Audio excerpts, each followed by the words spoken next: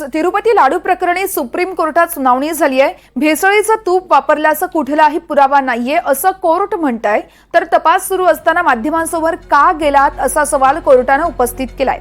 माध्यमांसमोर जाण्यापूर्वी एकदा सल्ला घ्यायला हवा होता असं देखील कोर्टाने म्हटलं आहे।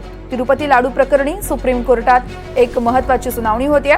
या संदर्भात थेट दिल्लीत जाऊयात। आमचे प्रतिनिधी रामराजे शिंदे आपल्यासोबत आहे। तर रामराजे, आपण बघतोय तिरुपती लाडू प्रकरणी सुप्रीम कोर्टात सुनावणी झाली आहे। कशा पद्धतीने इथे युक्तिवाद करण्यात आला आणि कोर्टाने नेमकं काय म्हटलंय सविस्तर सांगाल?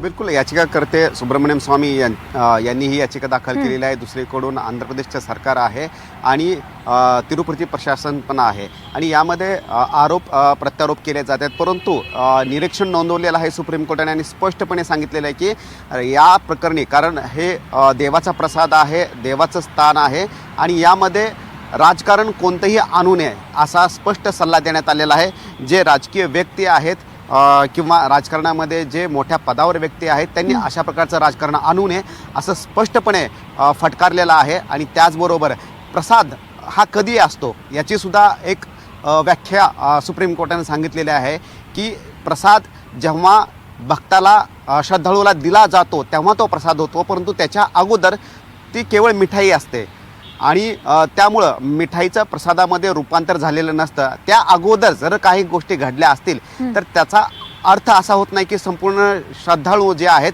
त्यांची भावना जी आहे ते कुठेतरी दुखवली असेल। आणि खरंच मुळात की या तुपामध्ये जनावरांची चरबी आहे का आणि त्याचा काय पुरावा आहे असं सुप्रीम कोर्टाने स्पष्टपणे विचारणा केलेली आहे। त्यामुळं प्रसादाच्या नावानं जे काही श्रद्धाळूंच्या मनामध्ये भेद केला जातोय तर तसं नाही आहे, कारण त्याच्या अगोदर म्हणजे की प्रसाद वाटण्याच्या अगोदर ती मिठाई असते असं सुद्धा सुप्रीम कोर्टाने सांगितलेलं आहे। त्यामुळं एखाद्या मंदिराचं किंवा एखाद्या तिरुपती देवस्थानाचं यामुळे अवमान होऊ नये किंवा तिथे काहीतरी गैरप्रकार चालवला जातोय असा संदेश संपूर्ण देशामध्ये, संपूर्ण श्रद्धाळूंमध्ये पसरू नये याची काळजी घ्यावी अशा शब्दामध्ये सुद्धा फटकारलेला आहे। परंतु वारंवार हेच हवाले दिले जात आहेत वकिलांकडून की तुपामध्ये भेसळ होते आणि त्या संदर्भामध्ये 4 लॅबोरेटरीमध्ये टेस्ट करण्यात आलेल्या आहेत आणि त्या संदर्भामध्ये मग सुप्रीम कोर्ट माहिती विचारते की कोणतं कंत्राटदार होतं, कधी पुरवण्यात आले होते। सुप्रीम कोर्टानं आणखीन एक नाराजी व्यक्त केलेली आहे, ते म्हणजेच की हे जे लॅबचे जे टेस्ट रिपोर्ट जे आलेले आहेत ते जुलै महिन्यामध्ये आलेले आहेत आणि स्टेटमेंट जे करण्यात आलेले आहे ते सप्टेंबर महिन्यामध्ये केलेले आहेत।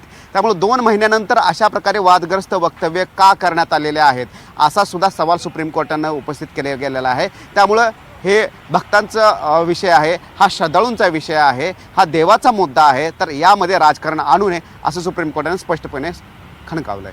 निश्चितच रामराजे, खूप खूप धन्यवाद तुम्ही दिलेल्या या सविस्तर माहितीसाठी। या प्रकरणासंदर्भातले प्रत्येक अपडेट तुमच्याकडून जाणून घेत राहू।